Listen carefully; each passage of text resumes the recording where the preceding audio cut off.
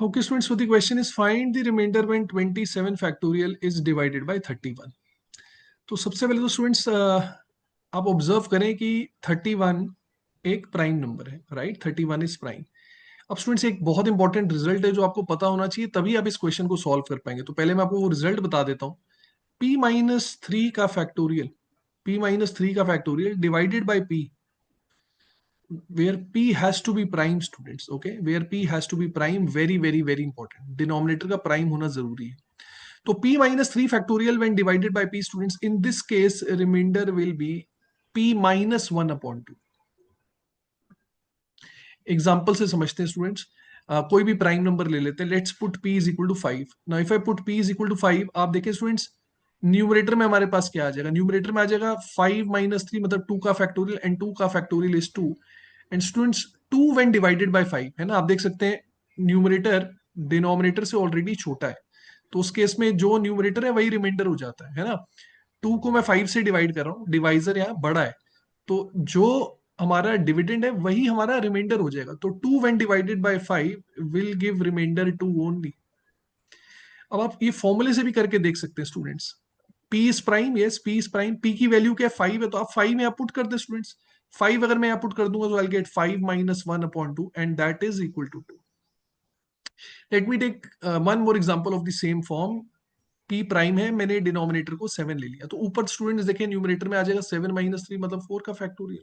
और 4 factorial students is 24. 24 को अगर आप 7 से डिवाइड करें, 7 into 3 is 21, remainder comes out to be 3.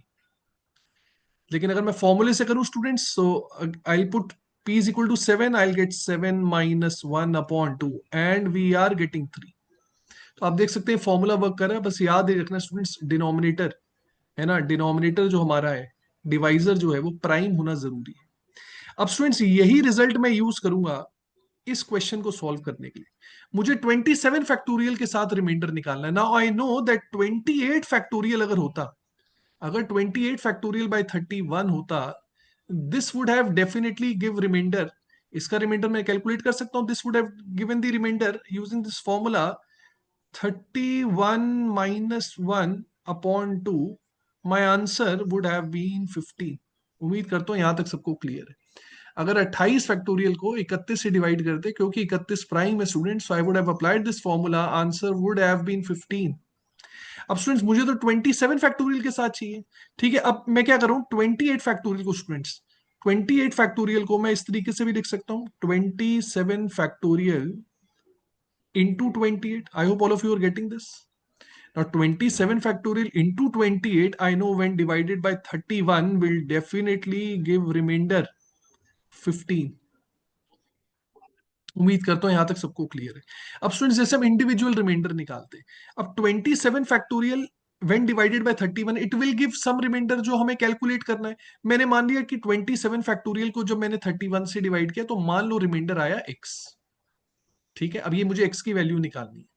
अब 28 को स्टूडेंट्स अगर मैं 31 से डिवाइड करूं, 28 को अगर मैं 31 से डिवाइड करूं तो मैं कह सकता हूं रिमाइंडर 28 होगा, या मैं नेगेटिव ऑफ 3 भी कह सकता हूं, है ना. आप देखें 28 31 से 3 कम है, तो मैं -3 भी कह सकता हूं. So that means -3 into x I know will definitely give reminder 15. तो कहने से students -3 into x, if this is equal to 15, इन दोनों को मल्टीप्लाई करके 15 आना चाहिए, है ना.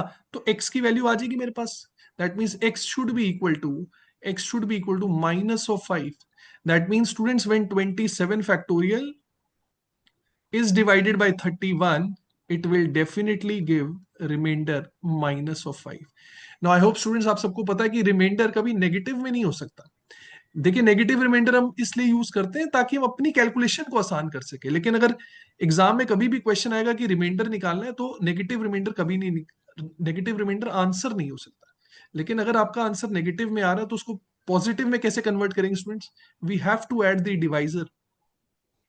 अगर रिमाइंडर नेगेटिव में आ रहा है तो डिवाइजर ऐड करना पड़ेगा. सो -5 में स्टूडेंट्स मैं डिवाइजर को ऐड कर दूंगा, so will get -5 plus 31, so answer will be 26. So 26 is the correct answer, which is option 1. I hope this concept is clear to all of you.